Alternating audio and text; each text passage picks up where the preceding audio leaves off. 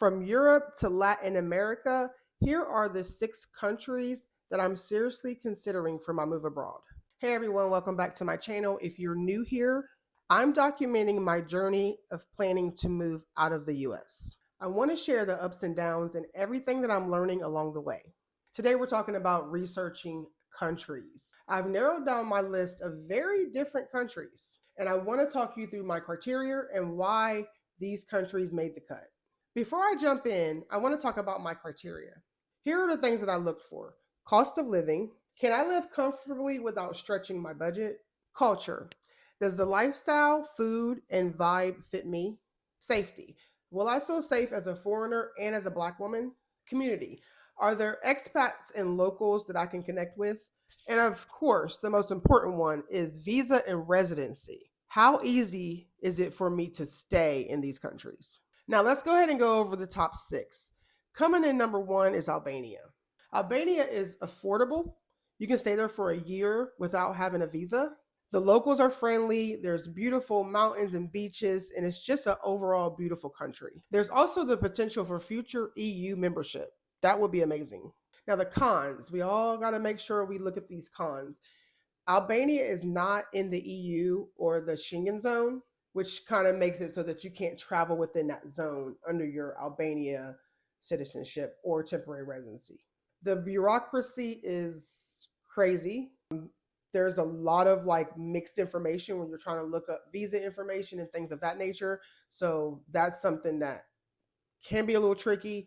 And then limited English outside of the cities. So if you're not really staying in the city, you might run into some, language issues, a language barrier, which, I feel like once I narrow down which country I want to go to, I need to start trying to learn some of the language, at least some of the common language. The healthcare is improving, but it is behind Western standards. Next up is Colombia. Colombia sounds so amazing to me. It really does. I will say the visa process, from what I've looked up, is really like, I'm not really sure if I want to like put my time and energy into that. Also, there's not really a path to stay. I'm kind of going over the cons of Colombia first. There is a 6-month tourist visa, and some of the other issues is safety. And it's a little unsafe, and the infrastructure has its issues as well. It's still developing. As far as the pros, vibrant culture, are we surprised? Low cost of living, are we surprised? That is one of the things that attract me the most, is the culture, low cost of living. There's a strong expat scene. I'm using the word expat because that's what everyone likes to call themselves when they go to other countries. So we're just going to use that. I don't want to call myself that, but that would be considered the expat scene. They say it's strong there. So, that's a good thing if you want to build community with other people who have immigrated to the country. And they have a digital nomad visa, which is what I would apply for and that I would be qualified for. And I meet the requirements. Like, I've looked into all this stuff, but the opportunity to stay longer than like 2 years is not very good with Colombia. Next up, and this one is a little wild, but the reason why it's on the list because Georgia allows you to stay up to 1 year visa free. So Georgia is the next country I want to talk about. It has amazing food and wine and welcoming locals. So that's the pros. The cons, there's a language barrier. There's not many people who speak English there. So that's a very strong language barrier unless you're staying in the capital, which is Tbilisi. I think that's how you say it. There's limited healthcare outside of the capital too. There's also some political tension because Russia and some of the neighboring countries. So Georgia more than likely is not really going to be the top of the list at all. But I wanted to put it on here just as something to kind of keep in the back of my mind, even if it's just to go and visit at least. Mexico is next. Out of my whole list, if I had a choice, Mexico would be the one. Unfortunately, I don't meet the requirements to get a visa in Mexico. Actually, they have temporary residency, so they don't really have a visa program per se. But either way, I don't meet those requirements. You have to make a certain amount of money to be like a remote worker. You have to make a certain amount a month, and I don't meet that threshold, unfortunately.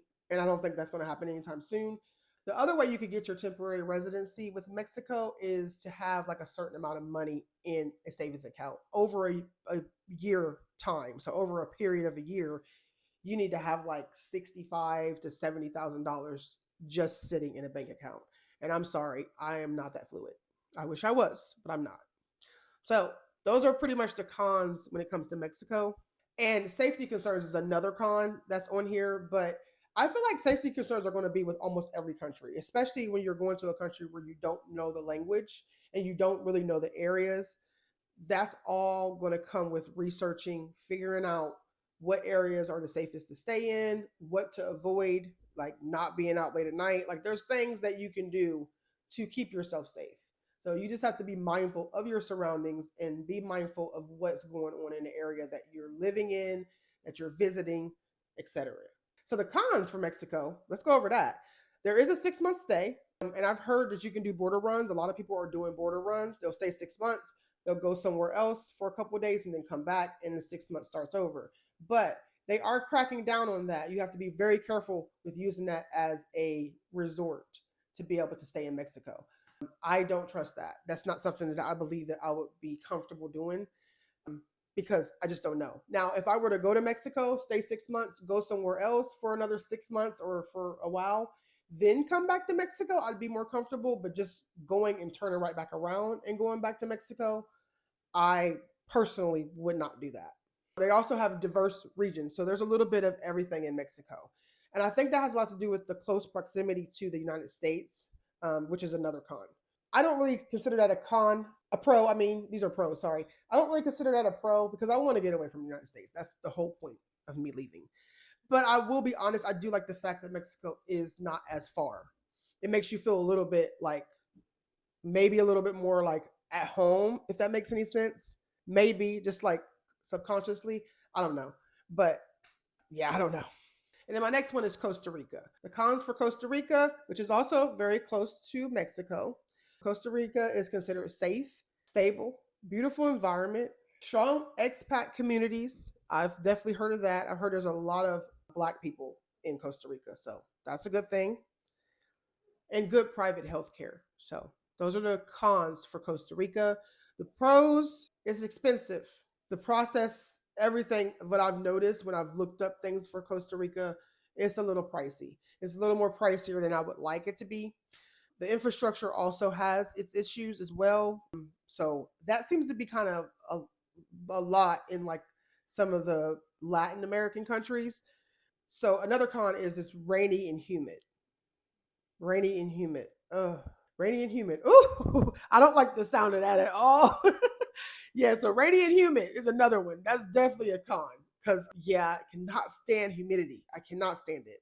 And then my last one, now this one I really love because this one is in the Schengen zone. And that's one of the pros of Spain. Spain is in the Schengen zone. So that means if you were to get yourself in Spain and get like some type of temporary residency, then you could go anywhere in that zone and live and do whatever. From my understanding now. Quote me if I'm wrong. I'm not 100% sure, but I'm pretty sure that's the case. But you can only stay there for 90 days without a visa. But Spain has amazing culture, a big expat community, and excellent healthcare. Now, it does have a higher cost of living compared to Albania and Georgia. So I'm thinking that Spain and Colombia are a little bit on the lower scale as far as the cost of living. And like Costa Rica and Mexico are a little bit, they're okay. Costa Rica is definitely more expensive. Mexico, to me, I think is getting more expensive.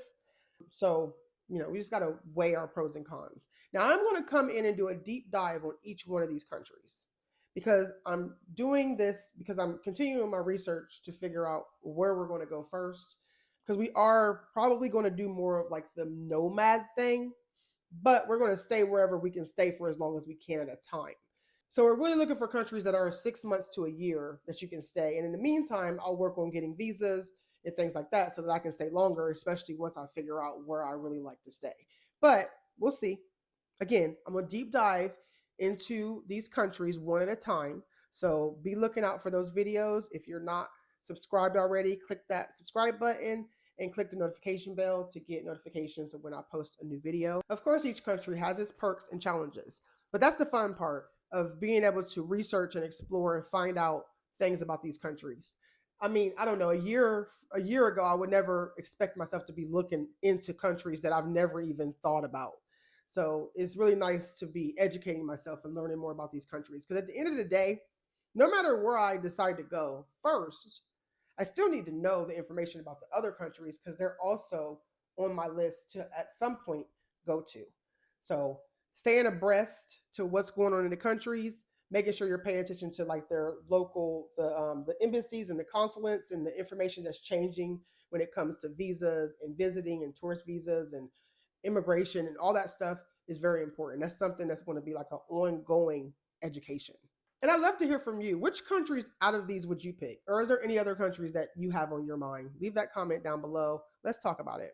And of course, don't forget to subscribe if you want to follow along to see where I end up landing at.